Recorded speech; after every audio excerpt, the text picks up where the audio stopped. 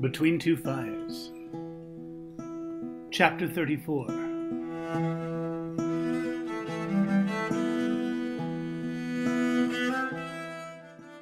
Of the Arrest. The lodgings at which the Pope had placed the Comte d'Evreux and his page sat practically in the shadow of the hulking palace, quite near St. Peter's Church. The series of slanting and hunch-shouldered workers' houses that had occupied the place before had been pulled down 4 years earlier, the lumber carted to the palace and cheerfully burned in its kitchens and beneath its baths. It was as though the palace had eaten them. Pope Clement had continued his predecessor's policy of building up a stone Avignon to replace the wooden one, and the Elysium house was a fine example of the new extravagance. Thomas and Delphine had sequestered themselves in their room, having excused themselves from the midday feast that an English duke was putting on in the courtyard. The sounds of revelry had been floating up to them for nearly an hour, and as the revellers emptied pitcher after pitcher of the Pope's wine down their gullets, more and more often the Valois and English lords, who had once faced each other across battlefields, now united in good-natured mockery, directed at the window of the man they took for the Comte d'Evreux and his Navarrese page. This was precisely what Thomas had feared. Though he bore the face and body of the dead man, he did not share his memories, and the world of high-placed men, though embracing all of Europe, was as small and incestuous as a village. He was dangerously near betraying himself as an impostor.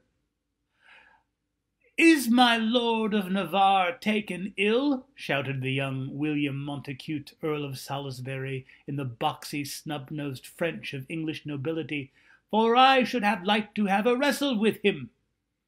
Delphine used the tip of her comb to trace the hem of a woman's dress on the wall hanging near the window. It was the simple comb of her mother's, brought from Normandy. She had flung the ivory comb from the stag orchard into the muddy street the instant Thomas had given it to her. "No, my Lord Salisbury, he will not wrestle you. He was only wont to wrestle his little brother until Charles grew a moustache. Now he wrestles other men's wives." "That is too much, my lord," laughed another Frenchman, though it was hard to hear him over the horsey guffaws of Sir William, who displayed a foreigner's over-appreciation of French wordplay, as well as an Englishman's amusement at French adultery. "I but jest. If our good Chrétien would poke his head out his window, he would see that I am all smiles." Thomas felt vertiginously insulted, and also pleased that the Comte d'Evreux was being insulted. "Leave him be. He is ill from the other night's excess." "Then how does he propose to face tomorrow's excess?" A messenger had come the day before, crying the news below every window. Since the plague had killed so many cardinals, a new one was to be created tomorrow night. The celebration would be held outside, in the open courtyard of the palace, and open to all. Now Delphine traced the legs of a knight, skipped chastely past his middle, and rejoined the outline at his belly, past the tapestry. Knight, a young girl, and her father, bent in the field, their faces turned away, gathering sheaves. She traced them too. It soothed her to keep her hands busy while she waited for a helpful thought to come. For once, Thomas would have been grateful to see the heavy-lidded gaze that meant she was about to use words that were somehow not hers. Neither of them knew quite what to do while waiting for an invitation to see the Pope, an invitation that might not come at all. He shuddered at the thought of trying to stab the false Pope in camera, let alone in front of a table full of knights and a company of guards. "It doesn't matter. I've come here to die." "Give us at least your head, my Lord of Navarre, so we may know you are not dead," shouted up the English duke. "You'd better," said Delphine, now tracing a little dog. Thomas smoothed his unfamiliar, closely shorn hair and wiped at his beardless chin before thrusting his head out the window to general applause. He waved a hand at the celebrants. Come down, one said. No, Tomas said. Our friend is quite correct. I ate more than a young man should at the warriors' feast, and have paid an old man's price for it. The table below erupted with laughter. Where's Don Eduardo de Burgos? Shouted another. He'll purge it out of you with Jerez. Tomas swallowed hard at this. But, he continued, waving the last comment away, with temperance and prayer I should be whole by this evening, if my lord the Earl does not throw me to the ground too roughly. They laughed again. Well, get back to your sick-bed, said the Valois, and no more excuses tonight, though you should send your page down for a bowl of this stew. It'll make a man of him. Oysters, ginger, and pepper. Tomas made as though to vomit, provoking a cheerful "Hoo!" from the table, then withdrew his head and closed the shutter. It was struck by what sounded like a plum. Delphine raised an eyebrow, impressed. Now go get us a bowl of that stew, he said. The soldiers came an hour later. Delphine had eased out of the bindings that flattened her modest unboyishness and sat upon her pallet near the window. The spear was around her neck. Tomas was scraping at the bottom of his bowl with a crust of hard bread, eager to get every drop of the spicy stew. The sound of boots on the stairs froze them both. They looked at one another.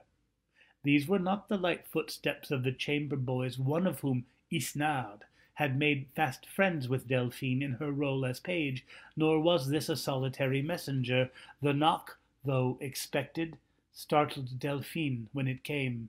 She squeaked like a mouse. The knock came again. The hand that knocked wore mail. Who is it? Tomas barked, sounding lordly. Servants of his holiness, said an unimpressed voice. Now open this door. This was no invitation. They were discovered. Delphine confirmed her fears by peeking through a hole in the wooden shutters. Two men wearing chain mail and the crossed key emblem of the palace stood in the courtyard below the window, one of them chasing off a kitchen girl who had been clearing up. Both men carried poleaxes. Delphine clutched the case that held the spear. I'm sick, Tomas said. My neck is swollen and my throat hurts. He sneezed loudly as punctuation. Amazing how many people we knock for feel the plague coming on. Open the door or I'll break it down, and you won't like your trip to the palace if I do. Tomas took up his sword, and Delphine shook her head at him, wide-eyed. What then? He whispered. I don't know, but not that. The man outside of the door flung himself against it. It was a new door and solidly built. If you make me axe through this whoring thing, you won't walk out of here. Open this door! Delphine's eyes got heavy. After the man yelled, she noticed a light coming from beyond the window. She put her hand over the spear and opened the shutter. The courtyard was gone. The window now gave on the bank of the river outside the city walls, and it was as if the window had lowered. The drop from the ledge would be easy, not 5 feet. An axe hit the door. The man in the hallway was swearing. Tomas would fight to defend her, but maybe not if she left. He was to let them take him. Let them take you, she heard herself say. Let them take me, Peter. Come on, Delphine. His ear is off. His ear! She closed her eyes. What about Tomas? She smelled flowers. Another one! Stronger than mine. It would protect her. What about Tomas? Come on, little moon. She rolled out the window. Tomas still had his sword in his hand, though sheathed. Something like a wing flashed near the window, a very large wing, and Delphine opened the shutter. It had been dark in the room, and the bright daylight dazzled him. An axe hit the door. I'm going to break your goddamned legs, do you hear me? I'll drag you there by your balls if you make me chop this whole door up. Tomas drew his sword. Let them take you, the girl said. Her cheeks were wet with tears. She turned her face from him. She rolled out the window then, but he never heard her hit the ground. He thought he heard wings. Tomas launched himself into the man who came through the door, thinking to bowl him down, hoping to find a smaller man behind him. He hit the big soldier, but not hard enough. I thought I had him. I'm in the Comte's body. I'm not as strong. The man reeled back against the wall, but gathered himself and gave the Comte d'Evreux the back end of his axe, breaking his teeth. His body, but I feel it. God! He fell. He looked for his sword, but could not find it. God! They hit him again. He was not dragged to the palace by his testicles. He was taken in a cart after they broke his legs. Chapter 35 of the Doctor. The boy who served the Pope's physician woke from his little bed at the other end of the room and brought a candle over to his master, who whimpered and thrashed in the grips of another nightmare. How many nights in a row had he seen him disturbed by one of these? He knew the physician, Maître de Chauliac, to be a good man, and wondered what devils could trouble one so kind. This was his worst nightmare yet. He leaned close to look, but made sure he did not let the candle drip on the man's full cheeks or big nose. That would be like a story he had told him about a curious woman who drove away an angel. Was it an angel? Maybe just a boy with wings? The maître told him too many stories to keep them all separate. Maître, he said, but very quietly. He had learned not to wake him in these times, but he dearly wanted to end this particular dream. Did men die of dreams? He would try to remember to ask the doctor in the morning. Not tonight, though. He stood with the candle ready to light him to whatever the maître might ask him for. Wine, the boy thought. The worst ones always wake him, and he asks me for wine. But if I pour the wine and he does not wake, I shall have to put it back in the jug and clean the goblet so the little bugs don't get in it. Pour the wine, Tristan. He took a little enameled goblet from its shelf and poured wine from a pewter jug with 3 roosters' feet. He was fond of that jug, as he was fond of the smell of wine. Not lately, though. Something was off, like a hint of rot. Had they waited too late to get the grapes in? He had worked as assistant to a baker and thought to work his way up to being a butler and minding the Pope's fruit cellar at the foot of the kitchen tower. So good was he at ferreting out rottenness. His mother said he had the nose of a dog, but the great doctor had seen what a clever boy he was and pulled him from the kitchens to replace his former boy who had died of the plague. Actually, 3 of the doctor's assistants had died of the plague, but the good doctor had not caught it himself. Not yet, he would have corrected. Or he might have said, Inshallah, a word he had learned from Arab texts. It meant something like, so God be pleased, but Tristan didn't understand why he didn't just say that. Tristan, the doctor was sitting up now, his big friendly eyes looking bugged and haunted. He rubbed a hand over them, and they regained some of their reason. Tristan, help me dress. Yes, Matt. Are you sure? It is still long before morning. Just get my clothes together, please. The man and the boy went into one of the grand vaulted hallways of the palace, and the physician stopped, considering. He looked left, in the direction that led to the Pope's bedroom and adjoining study. The boy waited with the candle, looking very much like a small dog waiting for its master to open a door. Is the Holy Father well? Tristan said. No, Tristan, I do not think he is, though I cannot say why. He seems in good health, but he is changed. Is it to do with the wine? Excuse me? I thought perhaps the wine. It smells funny. He looked at the boy and narrowed his eyes, considering and rejecting the premise. He turned on his heel now and went back into his room. Tristan watched, fascinated, as the doctor sorted through the writs in his desk, many of which came directly from the Pope. When he found one that seemed to suit his purpose, he fetched out one of his chirurgical knives, and, as delicately as though he were cutting alive flesh, lifted the 2 separated parts of the wax seal from it. He then fetched a fresh sheet of parchment and wrote something in a very careful hand. When he had finished, He rolled it, and, to the boy's astonishment, heated his knife in the candle flame, and used it to graft the two halves of the seal together again. I see your mind frothing with questions, and yet, recognizing the delicacy of the situation, you don't ask them. Instead, you watch for yourself and come to your own conclusions. I think you have a future, Tristan.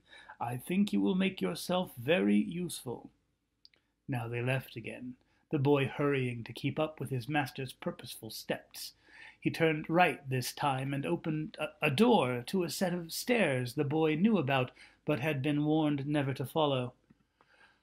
I know you wonder why I'm going to this ghastly place, let alone taking you. The truth is, I cannot say, except that the people who work their art down here are the sort of men who might need 2 pairs of eyes on them to do the right thing.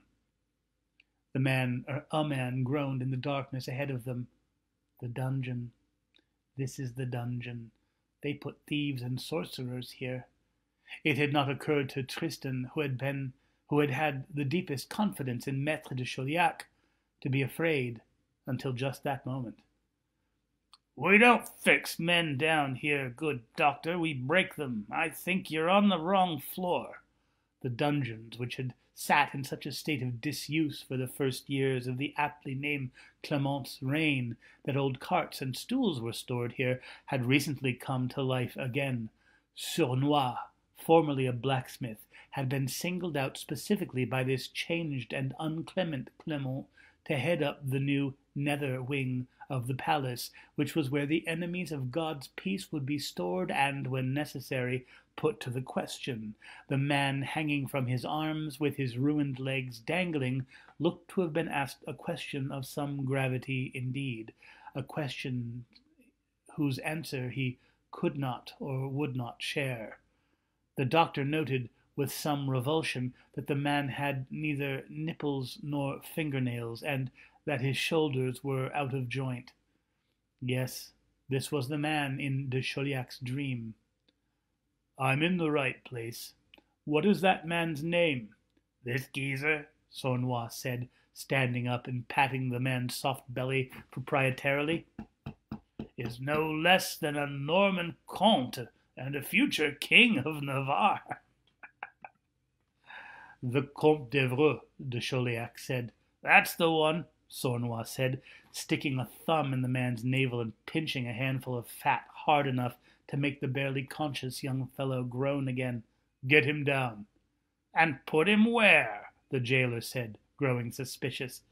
In whatever you intended to remove him with when you were through. He's clearly not walking anywhere.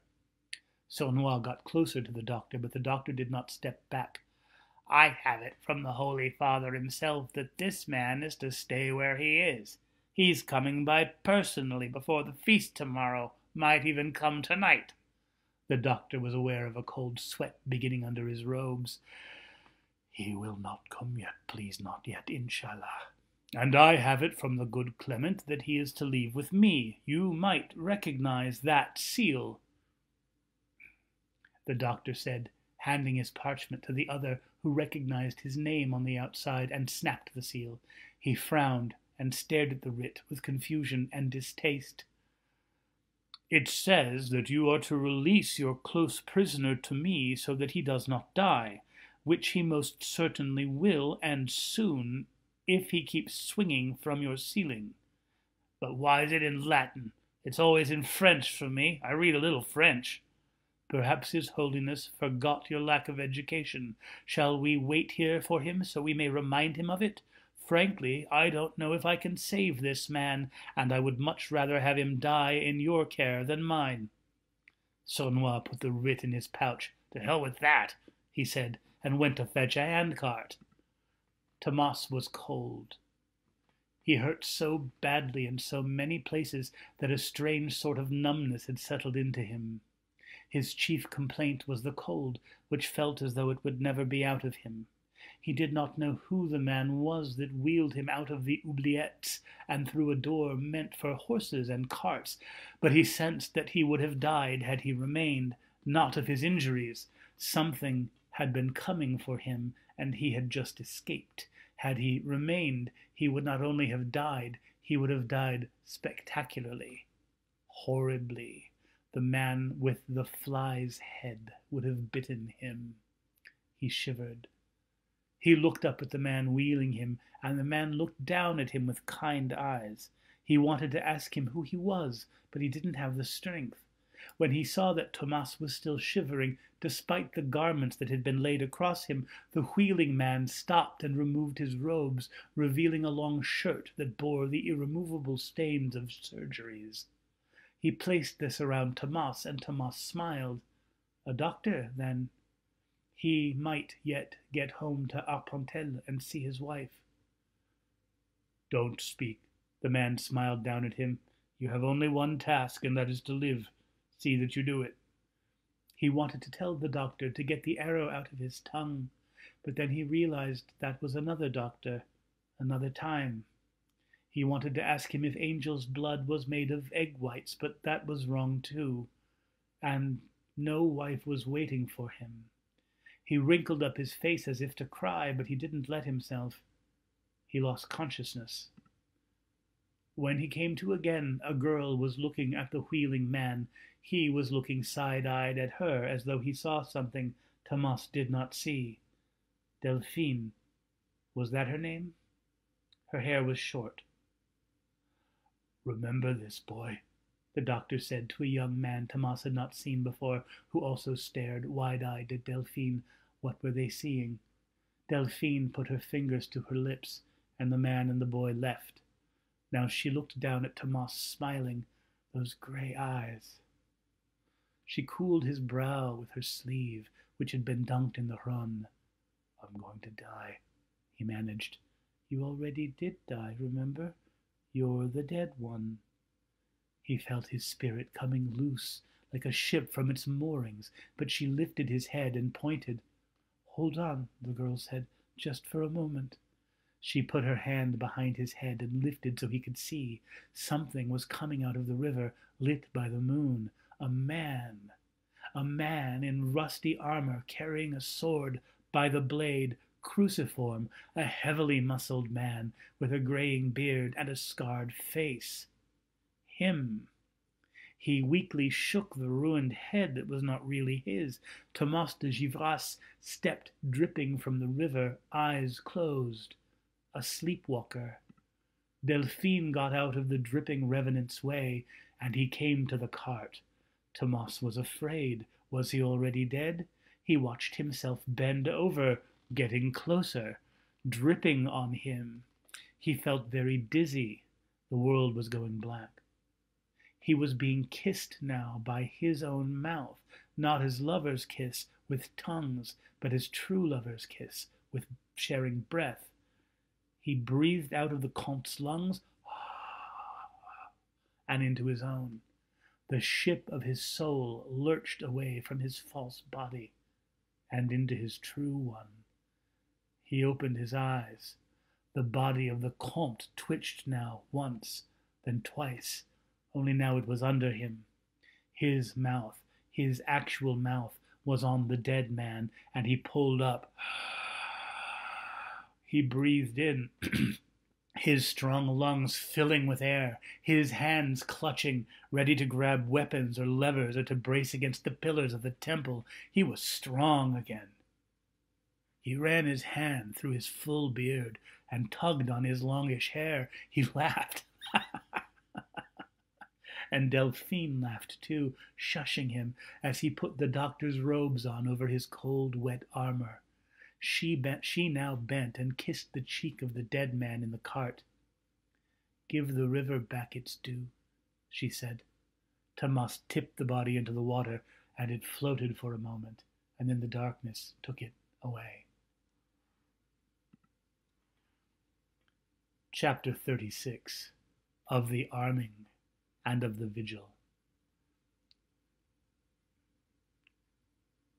Isnard? The chamber boy at Elysium House peered out the window and down at the street, the darkness of which still resisted the prying of the low morning sun between the close buildings. Here, Isnard! He wrinkled his nose and put down the piss-pot he had been about to chuck. Was that his new friend, the page? And had not that page served the arrested knight? Diego? He called down in a carefully measured whisper. Yes, Delphine said. She too was an expert whisperer. What are you doing here? He looked behind him to make sure no hand was reaching to yank his ear for idleness. I need a favor. What is it? He said, and be quick. Why was Diego in his night clothes? My master's things. Have they been taken? No, the room is as it was. The carpenter is coming tomorrow to fix the door. And my master's horse? In the stables, eating twice his share of hay. The English lord means to take him. Open the door for me. What? I can't. Yes, you can. Open the door, and help me fetch out my master's armor and horse. He looked behind him again. A horse? They'll hang me for stealing a horse. It's not stealing. The horse belongs to us. He considered this. All the same, they'll kill me. They'll turn me out, and my father will kill me again. No, they won't turn you out. You speak French, Italian, and Provençal. How many times have they used you to translate? Just let me in, and I'll do most of it. They'll see you. Not if you distract them. How? I don't know. Fall down the stairs with something loud. A pan or something. This was beginning to sound fun. He would get a beating, but some things were worth a beating. And he liked the little Spanish page with a French accent, even if he looked a bit like a girl. Why should I? If you do, I'll give you this ivory comb I found in the street. He licked his lips. An ivory comb. It has angels painted on it. Isnard liked angels. In fact, he thought he'd seen one last night. Delphine and Thomas rode past the tanners and parchment makers on the banks of the canal, fed by a branch of the river Sorgue, smelling the stink of their industry. He rode Gibril, and she rode her little palfrey. The horse felt good under his hips. He thought this might be the last time he ever rode a horse, but he didn't mind. He had died this morning, and he knew what it was now. Tonight would bring more death, probably his. He was ready. This would be worse than Crécy, but sweet where that was bitter. The fine armor he had worn in another body mostly fit him, though the chest was tight and the belly loose. The breastplate and leg armor were all Delphine could get out of the house, so his own rusty chain sat beneath them. He had also left behind the Navarrese surcoat, and rode with his breastplate gleaming, though dented, and his head bare. Nobody would take him for the Comte d'Evreux now. They left the city by the Ambert gate, but they did not travel far. In fact, they called at the first large building they found just by the river. The Franciscan Brotherhood lived in a large, proud building, as befit the large, proud city it served. This did not sit well with all of the brothers, whose attraction to the order had more to do with Christian poverty than ecclesiastic pomp. And yet, here was the capital of Christianity, and here they could do the most to protect their order from charges of heresy. Better to let the popes build them fine churches than to be burned on humble pyres. They allowed the rich to bury their dead in the churchyard, as though the devil were too simple to find a bad onion in good soil, and when the affluent tried to buy back their wasted lives, showering the monks with money from their deathbeds, the brothers used their wealth to spread the word of the impoverished Christ. They never closed their doors to anyone, and their hospitality during these months of pestilence had exacted a heavy toll. Only seven brothers remained of 40. Brother Albrecht, an Alsatian with the beginnings of cataracts, welcomed the knight and his daughter. He helped them stable their horses. He showed them to a room where they could sleep through midday, and then showed them to the altar of the Virgin, where they could pray. They told him they wished to have strong bodies and pure hearts. They were going to the feast in the courtyard of honor. Some lad of dubious merit was to be given a cardinal's hat. It seemed curious that the knight wished to borrow a friar's habit, But Brother Albrecht was used to the vanities of the worldly. Many men asked to be buried in the brown of St. Francis, as though a feathered stone might fly. Brother Albrecht felt the man's chest and cheeks. He was preparing himself for the day he would need his hands to read. Was he preparing himself for the day he would need his hands to read faces as well as hearts?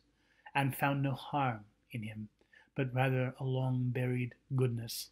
So what if he wore rusty armor beneath his shiny breastplate? So what if his beard was unkempt and his fingernails long? Who refuses a gold coin because it has a little mud on it? He gave him the new habit Brother Egidius had never gotten to wear, having caught the pest the day it was given to him. God knew they had more habits now than living men to fill them. "You're not going to do anything to shame the order, are you?" "No," the big man said. "How about you, little one?" She shook her head, smiling. She had been smiling since she got there. Brother Albrecht understood. Blessed Francis just called some to him. It was getting dark. Delphine took Tomas's sword from its sheath. "What are you going to do, break it so I won't hurt anybody?" he joked. She gave him that dry, tight-lipped head-shake he knew so well. Then she did something that made him gasp. She cut her hands on the blade. Quite deliberately, she smeared her blood up one side of it and down the other, massaging it into the runnel, on the point, on quillions and pommel, and into every notch it had gathered in the tilt-yard and on the field, and in furtherance of theft, as if it were a holy oil. "It is." He gasped again. But this was a gasp of recognition. "Jesus, whoring Christ, do I have to watch you every second? You bleeding all over my things doesn't help me, you, or anybody understand?" The thing in the murk had not been bothered by the bill hook or the boar's spear. It recoiled only when struck by his sword. His sword had killed it. Her blood killed it. Her blood in its heart. The armorer at the night of the tourney would not touch it. "Christ, what the hell is on this thing? I killed something foul in a river. Hey, Jacmel, you want any of this?" Tomas kissed the bloody sword now, and put it in his sheath. He took the spear from its case, and gave him that too. Or she took the spear from its case, and gave him that too. He threw his dagger to the floor, and wedged the spear into the sheath at the back of his belt. He smiled to think he had just shoved a relic worth the whole of Avignon into a piece of greasy leather near his ass. She bent him down and kissed his cheeks. "Daughter, witch, page, saint, prophet, angel, what are you? What are you?" "Delphine." "What are you?" he said. "Two things, I think, but soon I'll be just one." He shook his head to keep from crying. He could not. He would not watch her be hurt. Not if it meant his soul. "Am I still not to kill anyone?" "Not men." "What does that mean?" "We won't be facing men." Chapter 37 of the Visitation at Villeneuve. Robert Anicut spent the night before his elevation in a state of bliss only mildly tempered by the memory of the things he had seen in the vineyard. He ate the game fowl and sausages, and even drank the wine, sweet from its late harvest, and with just a hint of something dead feet, corpses' feet, else. The something else was easily forgotten, though it tended to bob back up again, requiring further attention at inattention. So much of life demanded a kind of truce with perceived facts. One could not allow the suffering of the kitchen women, for example, to spoil the taste of capon. Neither would those women trouble themselves about the gnawings of a rat at the summer sausage. Just cut that end off and serve the rest. Silently. He did not know now what he had seen at Châteauneuf-du-Pape, but it did not bear further thought. He had done the right thing, warning His Holiness about the little witch. Goodness came from her. She was benevolent like Mathieu, her priest. You betrayed. one of your brother's flock. I don't know if she was good or evil. I can't know that. Another thought that he had to step on from time to time was the knowledge that he was completely unfit for high ecclesiastic office. Oh, he had been a priest briefly. The Pope liked to discuss biblical matters before bed, so it pleased him to seek cubiculars from among the monasteries and minor clergy. Robert's good looks inspired even those not given to love men to a sort of instant warmth and familiarity, and his years under a tyrannical father had clarified his mild, pleasant manner. His bishop had sent the newly minted priest south with Clement in mind. Now, so long had passed since his studies that he dreaded the first letter he might be asked to draft, or worse, the first Latin discourse he might be expected to give. He might have despaired were it not for the example of Pierre Roger de Beaufort, the Pope's dull-eyed, fatling nephew, as one of the last batch of cardinals created before the plague rose up. The boy was 18 years old, and had to be reminded regularly to shut his trapezoidal mouth and breathe through his nose. Robert could do as well as he, please God, at least that well.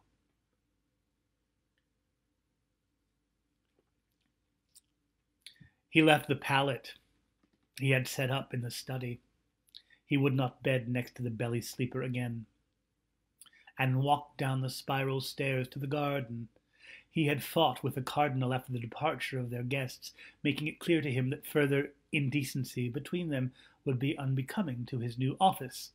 The old man wanted to throw him out on his ear, and would have, but for his fear to displease Pope Clement, who had taken precipitate steps in Robert's favor. The Holy Father loves me. That is not him, and you know it.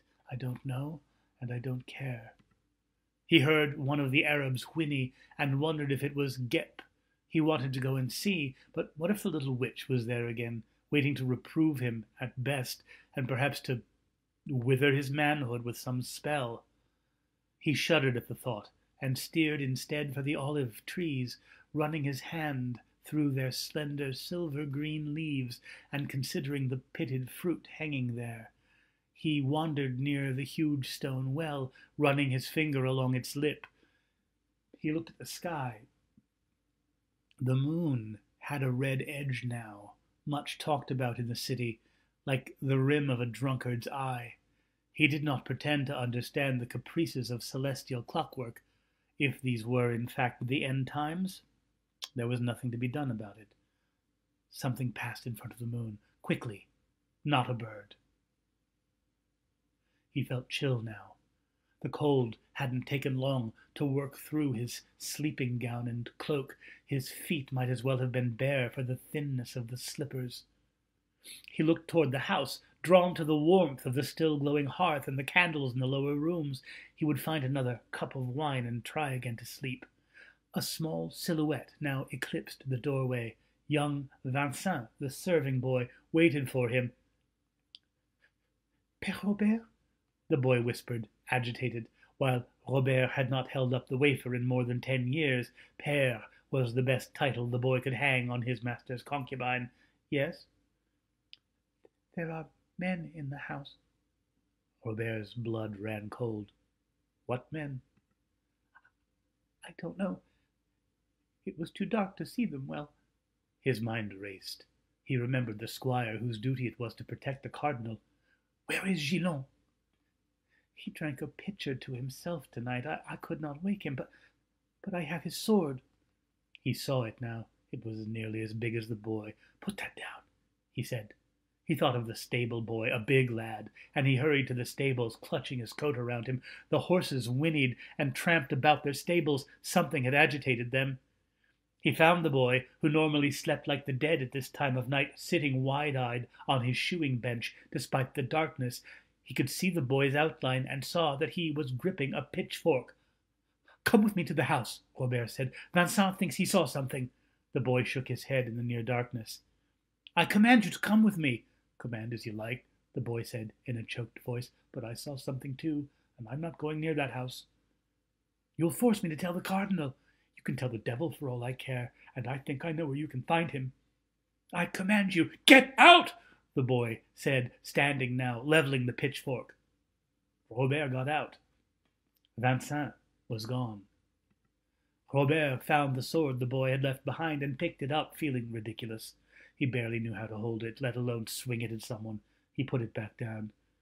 He walked into the house now, going up to the dressing area near the kitchen hearth and taking up a carving knife. He clutched it to his chest and stood there, unsure what to do. He listened. Hearing nothing, he made for the stairs, taking them slowly, quietly. He heard a floorboard creak, but not from the staircase. It had come from the cardinal's room. He tried to think of where else he might go, and hated his own cowardice. He could go to the falconer's apartment, but what would he say? I think someone may have broken into the house, but I decided to leave the cardinal and save myself. There was nothing for it but to go and see. He crept down the hallway. The door stood open, the light from a candle casting a wavering glow. He edged up to the door and peeked in. A man, or something man-shaped, if not man-colored, stood over the cardinal. Impossibly, it had its arm down the cardinal's mouth all the way to the elbow.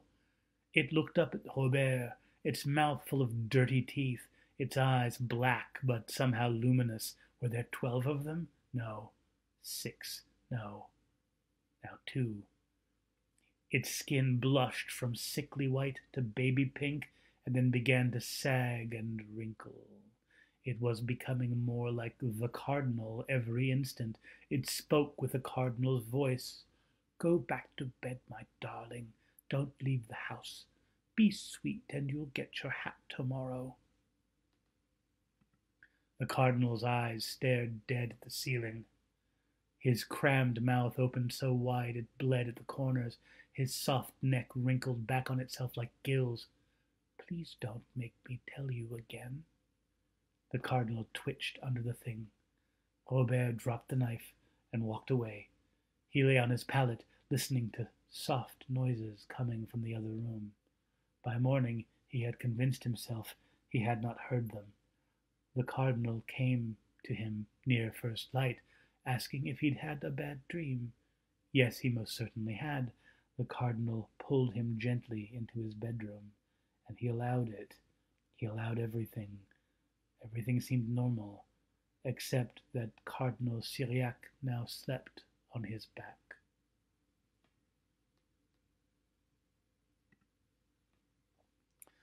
Chapter 38.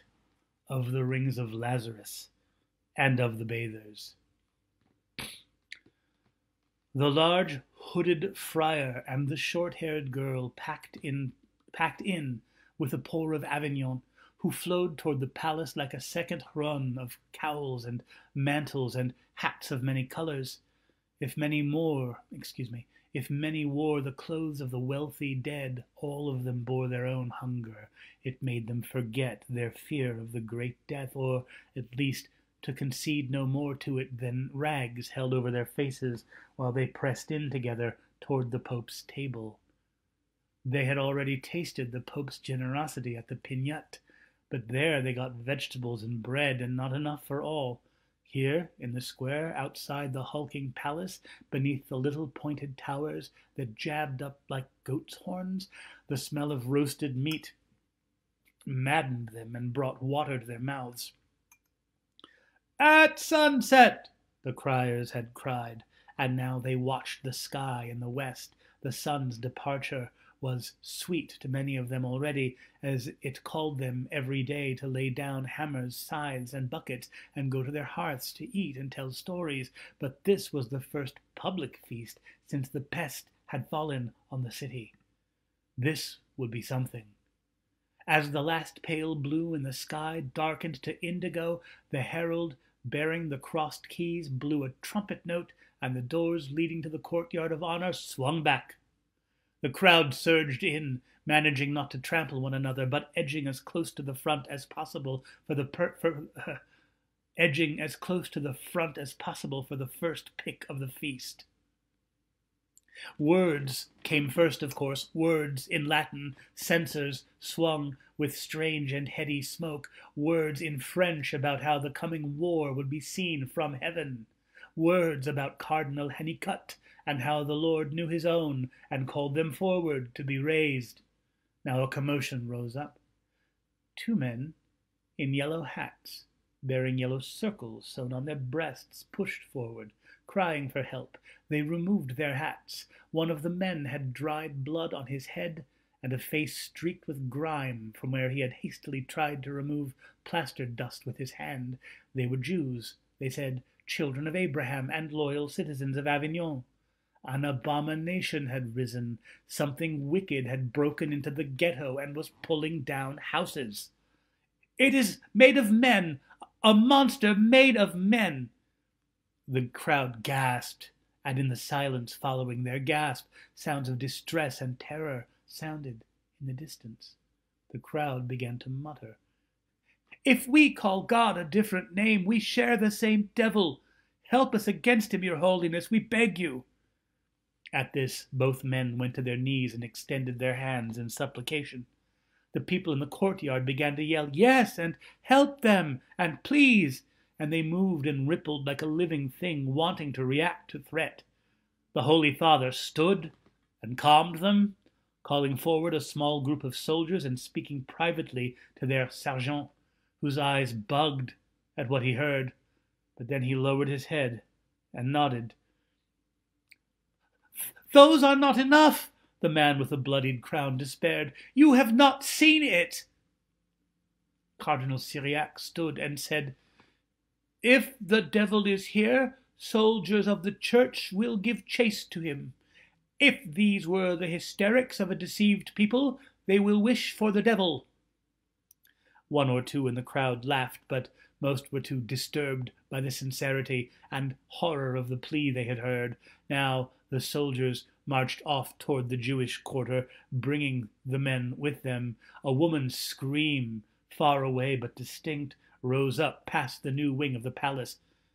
"If the devil is in their quarter," said the Pope, "perhaps this will be the argument that leads them to recognize that their Messiah awaits their recognition and stands ready to help them against him whose bidding they have foolishly done for so long." Musicians came with drum and cornemuse, covering any further noise from beyond the walls. And now, at a nod from the Pope's steward, soldiers near the front uncrossed their polearms and let the crowd flow past them at something more than a walk, but less than a run. The large friar waited patiently, letting others go before him.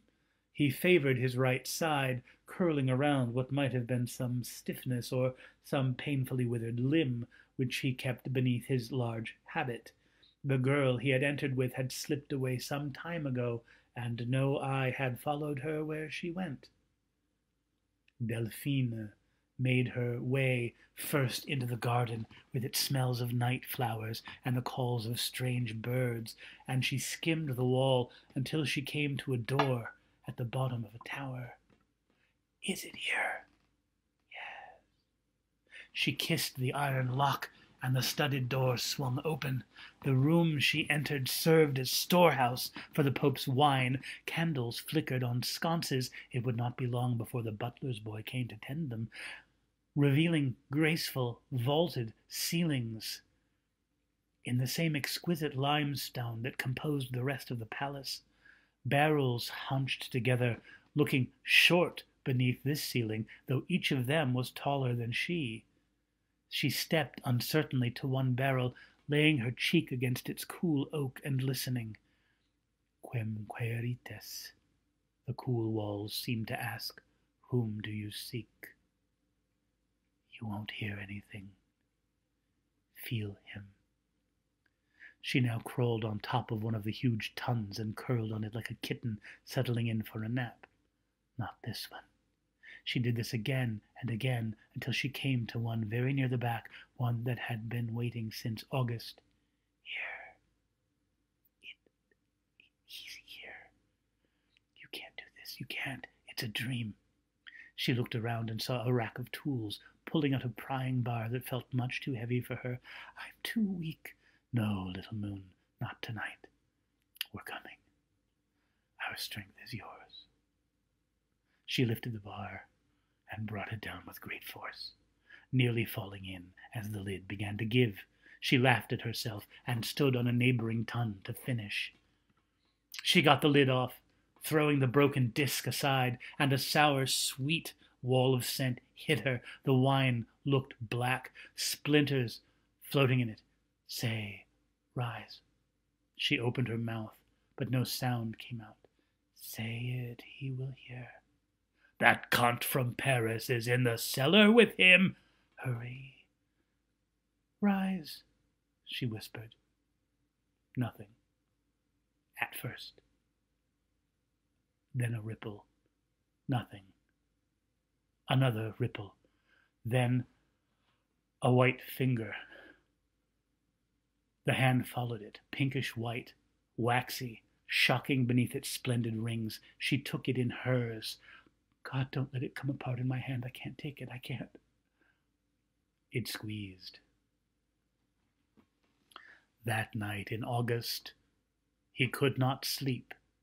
The braziers on either side of him lit his bedroom with a fierce light, illuminating the curls and spirals of the fresco of the oak tree that embraced all four walls. Squirrels and birds perched there, and acorns, all on the slender branches that looped over a frescoed sky of the rarest blue. Pierre Roger, known as Clement, was sweating in his silk sleeping gown, the cord of his sleeping cap wet beneath his chin. He called for Luquin, his cubicular, to bring him a little watered wine.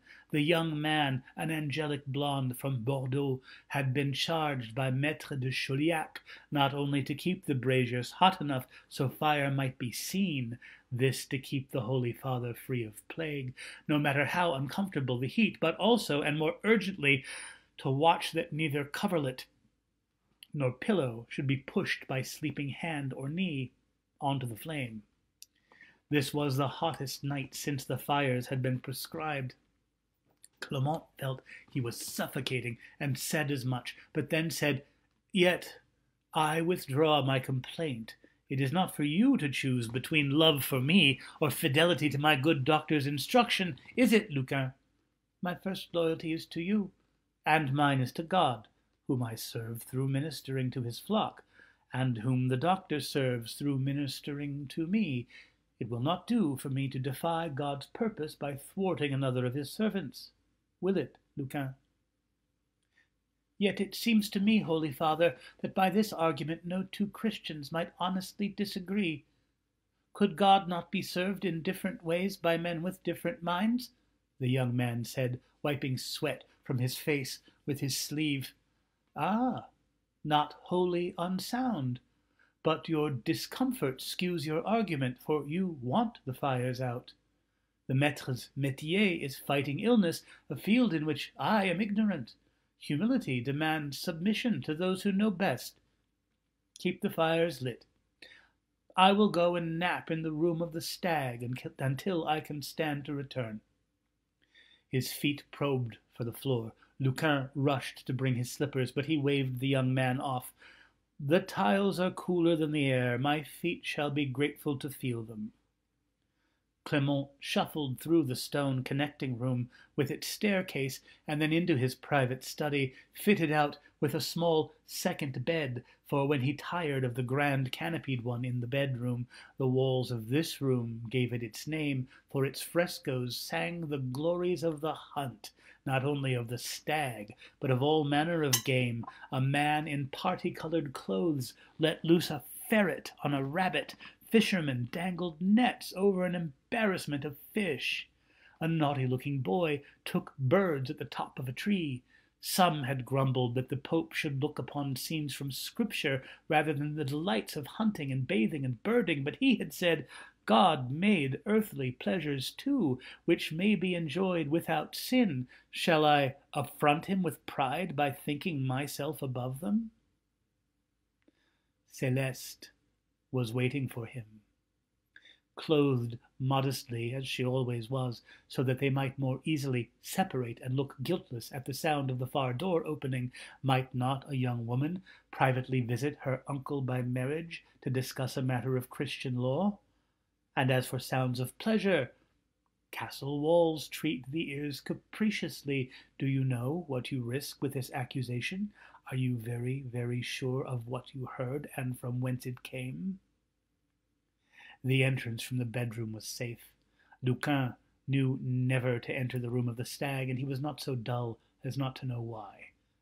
They call it the room of the stag because that is where His Holiness mounts horns on his nephew's head, as he told his friend, the second falconer, and other friends besides, when with one warm backward glance Celeste slipped barefoot down the stairs between the rooms, her kirtle smoothed, if damp, her question of Christian law duly answered. Clement lay back on the bed, enjoying the air coming in through the window, not cool perhaps, but mild, a breeze from paradise itself compared with the furnace raging in his bedroom. Sleep would come now. It began to, at least. At first he wove a nightmare for himself. 4 soldiers of low rank and rust were on the verge of raping a girl in a barn.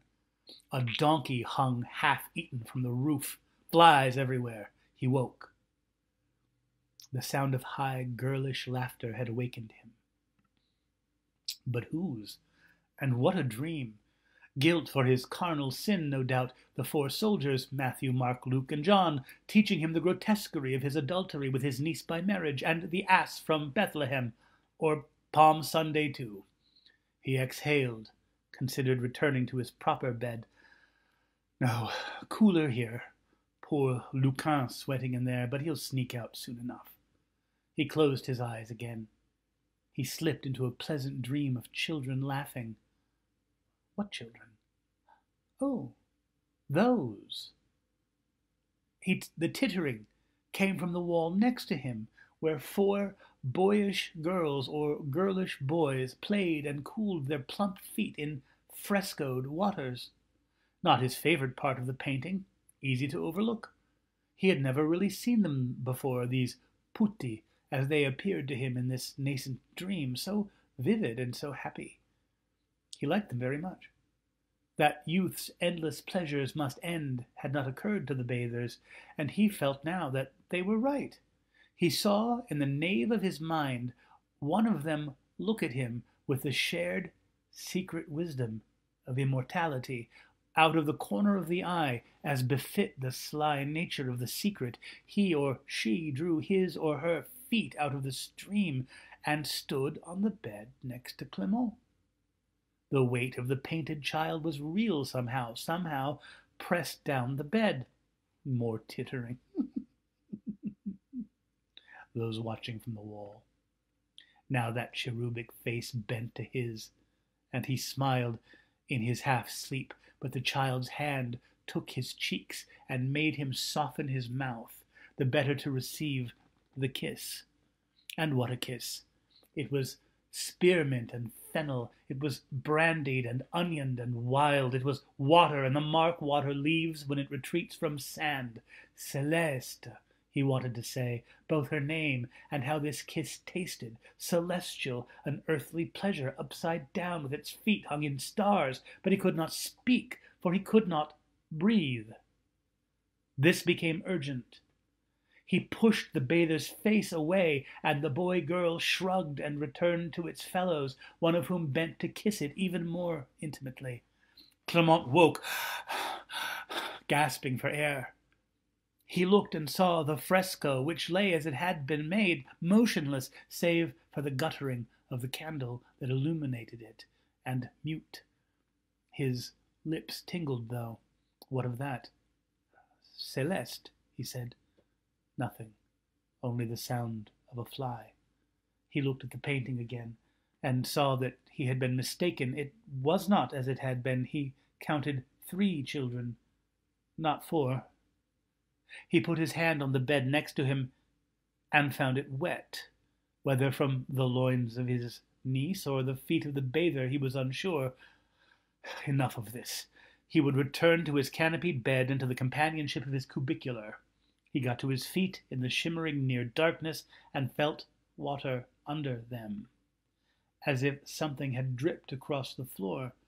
He took another step, but instinct slowed this one. He nearly started out of his skin to see it standing near the doorway. A child, neither boy nor girl, but both, its skin pale, its feet wet. It put a finger to its lips. But the man was too frightened to speak. It pointed at the candle, which went out, though moonlight still lit the room enough for him to see it walking toward him. Pierre Roger went to cross himself, but his arm cramped and froze in the third position. The useless claw of his right hand stuck to his left breast. He backed up away from the boy-girl until his legs bumped against the frame of his bed, the sound of a dog licking. He half turned to see one of the bathers on all fours, spider-like, lapping at the love stain on the sheet. He inhaled a gasp of air, but another child standing on the bed behind him stoppered his mouth with a cool hand, aborting his shout in a spasm. They pulled him down on the bed. The one who had kissed him straddled him now, fluidly, but with a boulder's weight. Can God make something he can't lift? Its black eyes asked him. Now its arm down his throat, tearing his mouth. He could not breathe. He did not breathe again. Until he sat up from his bath. A small hand held his. He could not see, and then he could. Only shapes at first, but his eyes were clearing. He could not tell who had his hand. He needed to breathe, but out. He needed to breathe out, but could not. His lungs were heavy and full. He tried twice before he managed to empty them. The dead man sat up. He expressed thick, dark wine from his nose and mouth. Delphine wrinkled her nose in disgust as it washed over her feet where she crouched on the neighboring barrel, but she did not let him go. His skin had the consistency of roseate wax. Yes, he was a giant wax doll who had been held too close to a fire so that the features sagged and melted just a little. She had to get him out of the barrel. God, the stink. The wine had covered, sealed it, but no more. Oh, she felt ill. Hurry. She pulled, afraid that his arm would come off, but though it did not, he was too heavy for her to lift alone. She tried again, feeling more strength in her, and nearly got him out. He lifted his head and blinked what was left of his eyes at her. Then his eyes became whole. His features shifted and tightened. He saw her for the first time. Terror filled his eyes, not terror of her, but of what he had seen before. She pulled again with all of her might, and this time he helped her. He clambered out in a great rush of wine, kneeling his way to the barrel next to her. He covered his nakedness and shuddered, his mouth open, drool coming from it, but it was a living mouth now. His teeth were purple. When he spoke, he panted between words. I was in hell. You still are? Are you an angel? No, but there's one here, and more are coming. Good, he said, crying, looking like a pale adult toddler. That's good. Maybe we won't think so. The war is coming with them.